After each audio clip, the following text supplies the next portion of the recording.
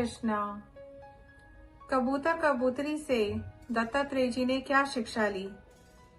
कहीं किसी के साथ अत्यंत स्नेह अथवा आसक्ति नहीं करनी चाहिए, अन्यथा उसकी बुद्धि अपना स्वतंत्रता खोकर दीन हो जाएगी और उसे कबूतर की तरह अत्यंत क्लेश उठाना पड़ेगा। किसी जंगल में एक कबूतर रहता था। उसने एक पेड़ पर अपना घोंसला बना रखा था। अपनी मादा कबूतरी के साथ वह कई वर्षों तक उसी घोंसले में रहा। उस कबूतर के जोड़े के हृदय में निरंतर एक दूसरे के प्रति स्नेह की वृद्धि होती जाती थी। वे गृहस्थ धर्म में इतने आसक्त हो गए कि उन्होंने एक दूसरे की दृष्टि से दृष्टि, अंग से अंग और बुद्धि से बुद्धि को बांध रखा था। उनका एक दूसरे पर इतना विश्वास हो गया था कि वे निशंक होकर वहां की वृक्षावली में एक साथ सोते, बैठते, घूमते और ठहरते, बातचीत करते, खेलते और खाते पीते थे।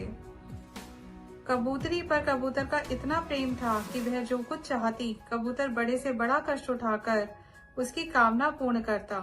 वह कबूतरी भी अपने कामुक पति की कामनाएं पूर्ण करती।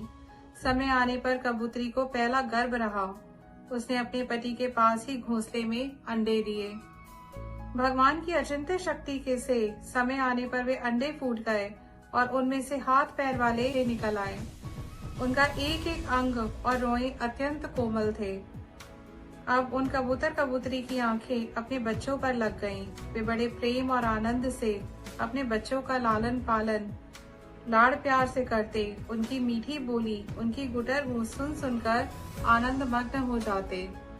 बच्चे तो सदा सर्वदा प्रसन्न रहते ही हैं। वे जब अपने सुकुमार पंखों से माँ बाप का स्पर्श करते, कूचते, भोली भाली चेष्टाएं करते और फुदक फुदक कर अपने माँ बाप के पास दौड़ आते, तब कबूतर कबूतरी आनंद मग्न हो जाते। राजन, सच पूछूं तो वे कबूतर कबूतरी भगवान की माया से मोहित हो रहे थे। उनका हृदय एक दूसरे के स्नेह बंधन से बंध रहा था। वे अपने नन्हे नन्हे बच्चों के पालन पोषण में इतने व्यग्र रहते कि उन्हें दीन दुनिया, लोक परलोक की याद ही नहीं रहती थी। एक दिन दोनों नर मादा अपने बच्चों के लिए चारा लाने जंगल में गए हुए थे। चारे के लिए चिरकाल तक जंगल में चारों ओर विचरते रहे। इधर एक बहेलिया घूमता घामता संयोगवश उनके घोंसले की ओर आ निकला। उसने देखा कि घोंसले के आसपास कबूतर के बच्चे फुदक रहे हैं। उसने जाल फैलाकर उन्हें पकड़ लिया। कबूतर कबूतरी बच्चों को खिलाने पिलाने के लिए हर समय उत्सुक रहा करते थे। अब वे चारा लेकर अपने घोंसले के पास आए। कबूतरी ने देखा कि उसके नन्हे नन्हे बच्चे, उसके हृदय के टुकड़े जाल में फंसे हुए हैं और दुख से चेंचे कर रहे हैं। उन्हें ऐसी स्थिति में देखकर कबूतरी के दुख की सीमा न रही। वे रोती चिल्लाती उनके पास दौड़ गई। भगवान की माया से उसका चित्त अत्यंत दीन दुखी हो रहा था। वह उमड़ते हुए स्नेह की रस्सी से जकड़ी हुई थी। अपने बच्चों को जाल में फंसा देखकर उसे अपने शरीर की भी सुध बुध न रही और वे स्वयं ही जाकर जाल में फंस गई।